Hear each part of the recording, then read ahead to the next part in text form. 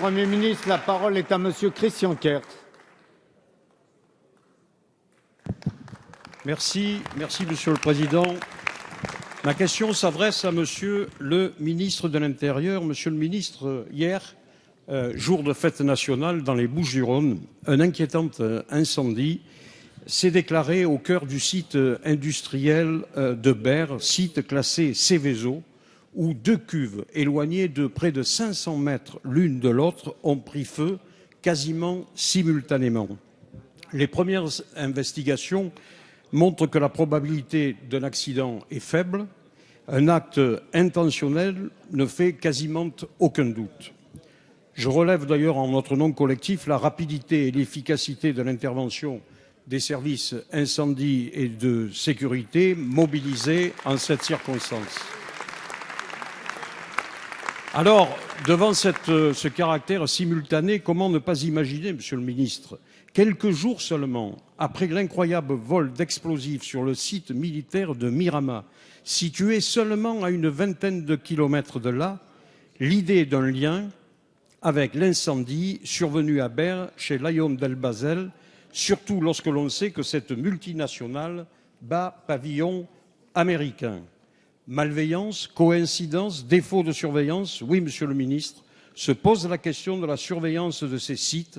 On en dénombre près de 1200 sur notre territoire et tous ne sont pas protégés correctement, même lorsqu'ils sont classés en seuil haut comme celui de l'étang de Berre. Pas question, Monsieur le ministre, de polémiquer, mais quand même vous faire part de notre inquiétude, notamment sur ces zones géographiques. Ma question est simple.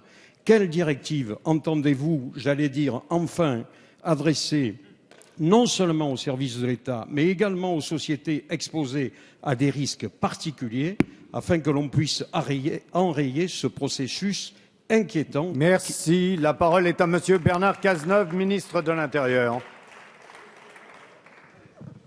Monsieur le député, vous avez dans votre question rappelé les faits qui sont produits hier. 2 cuves dans un site pétrochimique à l'étang de Berre qui prennent feu après une explosion. Des services d'incendie et de secours qui interviennent dans des délais extrêmement brefs, avec un déploiement humain et technique important, près de 120 sapeurs-pompiers qui ont été sur site très rapidement et qui ont réussi, dans un laps de temps bref, à contenir l'incendie et à éviter tous les risques de pollution. Est-ce que ces événements sont des événements qui résultent d'un acte criminel? Il y a une enquête en cours, mais les premiers éléments qui sont communiqués montrent qu'il s'agit effectivement d'un acte criminel dont la motivation n'est pas établie.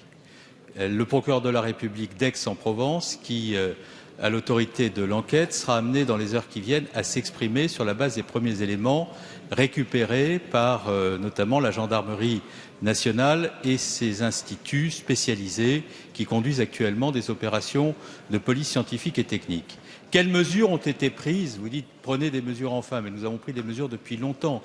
Dès la mise en place du plan Vigipirate sous l'autorité du secrétaire général de la Défense nationale, par la mobilisation du ministère de Madame Ségolène Royal, des mesures ont été prises qui mobilisent d'abord les industriels. Ils ont une responsabilité particulière du fait des textes pour la surveillance et la sécurité des sites industriels.